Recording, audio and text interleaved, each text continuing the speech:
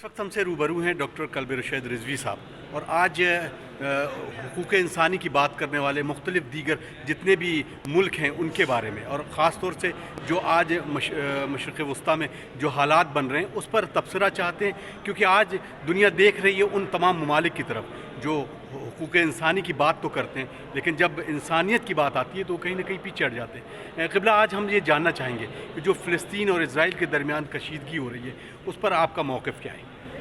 भाई देखें, जंग में एक आदमी मार रहा है, एक आदमी मर रहा है, ये तो जंग का एक हिस्सा है। ये कहीं भी हो सकता है, होता रहा है और आगे भी होता रहेगा। सवाल ये नहीं है, सवाल यहाँ ये है हार्वर्ड में क्या पढ़ाया गया अब तक। सवाल ये है कि अमेरिका की बड़ी बड़ी यूनिवर्सिटियों में क्या पढ़ाया गया। सवाल ये है कि ह्यूमन राइट्स ने अपनी तबलीगात पिछले 75 साल में क्या की। सवाल ये है कि इंसानी और इंसानियत इज़्ज़तों की हकीकतें इंसानी बड़े बड़े इदारों में क्या हैं।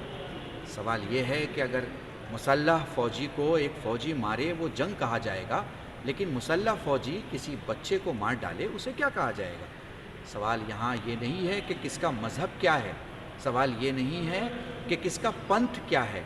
सवाल ये है कि आदमी आदमी को किन दायरों और किन नज़रियों और किन हालात में मार सकता है, या मारना भी उसके हाथ में है या हाथ में नहीं है। सवाल ये भी है कि हम किस नज़रिए से दुनिया को देखें, इंसान के नज़रिए से, अमरीकी नज़रिए से, अरबी नज़रिए से, अजमी नज़रिए से कि भारतीय नज़रिए से।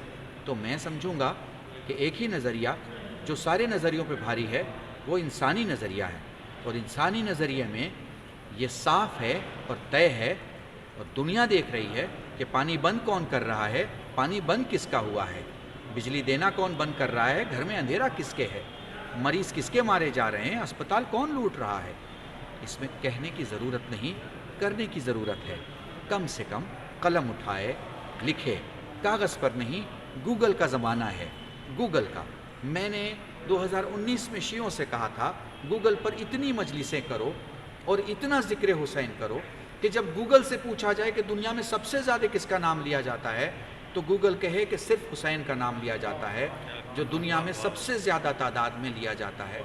बिल्कुल मैं ऐसे ही आपके टेलीविज़न के हवाले से दुनिया के उन सभी लोगों से जो अपना वक्त गूगल को देते हैं, ज़रा गूगल के कान में कहो तो सही कि उन बच्ची की सिसकियों को कौन सुनेगा जो कहीं किसी वादी में दफनाई जा रही हैं, उन गरीबों की सिसकियों को और आहों को कौन सुनेगा जो शायद टनल में जीने को मजबूर हैं, उन बेरोज़गारों की और अंधेरे में रहने वाले औरतों और बच्चों की कौन सुनेगा जिनको चारों तरफ से घेरा गया है।